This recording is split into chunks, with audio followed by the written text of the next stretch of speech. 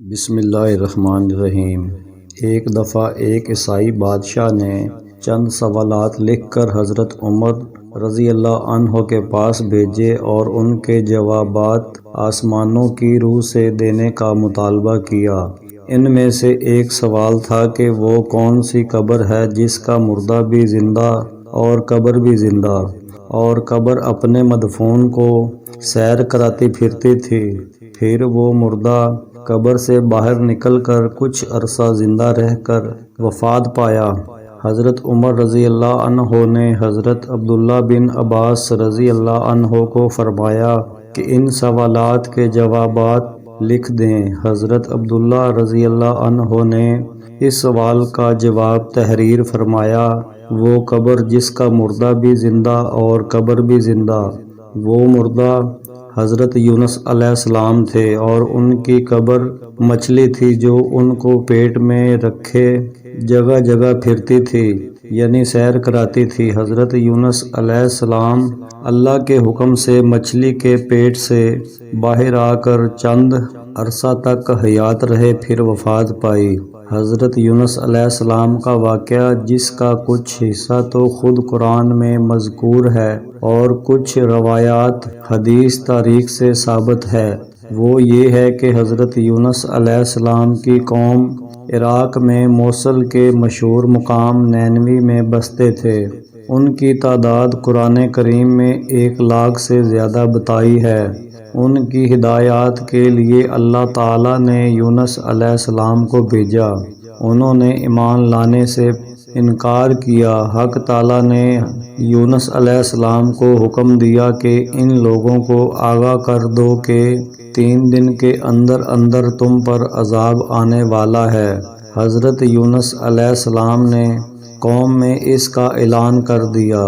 قوم یونس علیہ السلام نے آپس میں مشورہ کیا تو اس پر سب کا اتفاق ہوا کہ ہم نے کبھی یونس علیہ السلام کو جھوٹ بولتے نہیں دیکھا، اس لیے ان کی بات نظر انداز کرنے کے قابل نہیں۔ مشورہ میں یہ طے ہوا کہ یہ دیکھا جائے کہ یونس علیہ السلام رات کو ہمارے اندر اپنی جگہ مقیم رہتے ہیں تو سمجھ لو کہ کچھ نہیں ہوگا، اور اگر وہ یہاں سے کہیں چلے گئے تو یقین کر لو کہ صبح کو ہم پر عذاب آئے گا۔ حضرت یونس علیہ السلام با ارشاد خداوندی رات کو اس بستی سے نکل گئے۔ صبح ہوئی تو عذاب الہی ایک سیاہ دھوئیں اور بادل کی شکل میں ان کے سروں پر منڈلانے لگا، اور فضا آسمانی سے نیچے ان کے قریب ہونے لگا، تو ان کو یقین ہو گیا کہ اب ہم سب ہلاک ہونے والے ہیں۔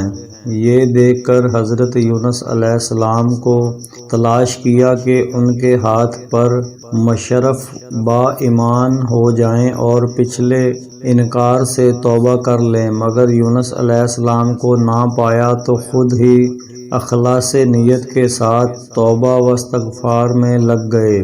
بستی سے ایک میدان میں نکل آئے، عورتیں، بچے اور جانور سب اس میدان میں جمع کر دیے گئے۔ ٹاٹ کے کپڑے پہن کر عجز و زاری کے ساتھ اس میدان میں توبہ کرنے اور عذاب سے پناہ مانگنے میں اس طرح مشغول ہوئے کہ پورا میدان آہ و بکا سے گونجنے لگا۔ اللہ تعالیٰ نے ان کی توبہ قبول فرما لی اور عذاب ان سے ہٹا دیا، جیسا کہ اس آیت میں ذکر کیا گیا ہے۔ روایت میں ہے کہ یہ عاشوراء یعنی 10ویں محرم کا دن تھا۔ ادھر حضرت یونس علیہ السلام بستی سے باہر اس انتظار میں تھے کہ اب اس قوم پر عذاب نازل ہوگا۔ ان کے توبہ استغفار کا حال ان کو معلوم نہ تھا۔ جب عذاب ٹل گیا تو ان کو فکر ہوئی کہ مجھے جھوٹا قرار دیا جائے گا، کیونکہ میں نے اعلان کیا تھا کہ 3 دن کے اندر عذاب آ جائے گا۔ اس قوم میں قانون یہ تھا کہ جس شخص کا جھوٹ معلوم ہو اور وہ اپنے کلام پر کوئی شہادت نہیں پیش کرے تو اس کو قتل کر دیا جاتا تھا۔ یونس علیہ السلام کو فکر ہوئی کہ مجھے جھوٹا قرار دے کر قتل کر دیا جائے گا۔ انبیاء علیہ السلام ہر گناہ و معصیت سے معصوم ہوتے ہیں مگر انسانی فطرت و طبیعت سے جدا نہیں ہوتے۔ اس وقت حضرت یونس علیہ السلام کو طبی طور پر یہ ملال ہوا کہ میں نے باحکم اعلان کیا تھا اور اب میں اعلان کی وجہ سے جھوٹا قرار دیا جاؤں گا۔ اپنی جگہ واپس جاؤں کس منہ سے جاؤں اور قوم کے قانون کے مطابق گردن زنی بنوں۔ اس رنج و غم اور پریشانی کے عالم میں اس شہر سے نکل جانے کا ارادہ کر کے چل دیے، یہاں تک کہ بحر روم کے کنارہ پر پہنچ گئے۔ وہاں ایک کشتی دیکھی جس میں لوگ سوار ہو رہے تھے۔ یونس علیہ السلام کو ان لوگوں نے پہچان لیا اور بغیر کرائے کے سوار کر لیا۔ کشتی روانہ ہو کر جب وسط دریا میں پہنچ گئی تو دفتہ ٹھہر گئی، نہ آگے بڑھتی ہے نہ پیچھے چلتی ہے۔ کشتی والوں نے منادی کی کہ ہماری اس کشتی من جانب اللہ یہی شان ہے کہ جب اس میں کوئی ظالم گناہ گار یا بھاگا ہوا غلام سوار ہو جاتا ہے تو یہ کشتی خود بخود رک جاتی ہے۔ اس آدمی کو ظاہر کر دینا چاہیے تاکہ ایک آدمی کی وجہ سے سب پر مصیبت نہ آئے۔ حضرت یونس علیہ السلام بول اٹھے کہ وہ بھاگا ہوا غلام گناہ گار میں ہوں، کیونکہ اپنے شہر سے غائب ہو کر کشتی میں سوار ہوا، ایک طبی خوف کی وجہ سے تھا۔ بازان الہی یہ تھا اس بغیر اذن کے اس طرف آنے کو حضرت یونس علیہ السلام کی پیغمبرانہ شان نے ایک گناہ قرار دیا کہ پیغمبر کی کوئی نقل و حرکت بلا اذن کے نہیں ہونی چاہیے تھی۔ اس لیے فرمایا کہ مجھے دریا میں ڈال دو تو سب اس عذاب سے بچ جاؤ گے۔ کشتی والے اس پر تیار نہ ہوئے بلکہ انہوں نے قرعہ اندازی کی تاکہ قرعہ میں جس کا نام نکل آئے اس کو دریا میں ڈالا جائے۔ اتفاقا قرعہ میں حضرت یونس علیہ السلام کا نام نکل آیا۔ ان لوگوں کو اس پر تعجب ہوا کہ کئی مرتبہ قرعہ اندازی کی، ہر مرتبہ بحکم قضا و قدر حضرت یونس علیہ السلام کا ہی نام آتا رہا۔ قرآن کریم میں اس قرعہ اندازی اور ان میں یونس علیہ السلام کا نام نکلنے کا ذکر موجود ہے۔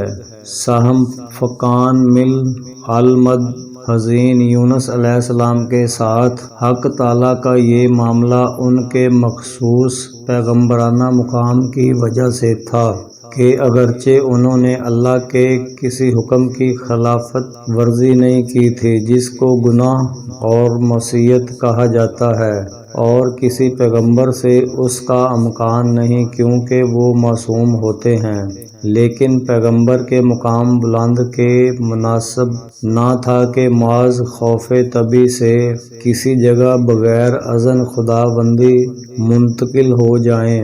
اس خلاف شان عمل پر بطور عتاب یہ معاملہ کیا گیا۔ اس طرف قرعہ میں نام نکل کر دریا میں ڈالے جانے کا سامان ہو رہا تھا، دوسری طرف ایک بہت بڑی مچھلی باحکم خدا بندی کشتی کے قریب منہ پھیلائے ہوئے موجود تھی۔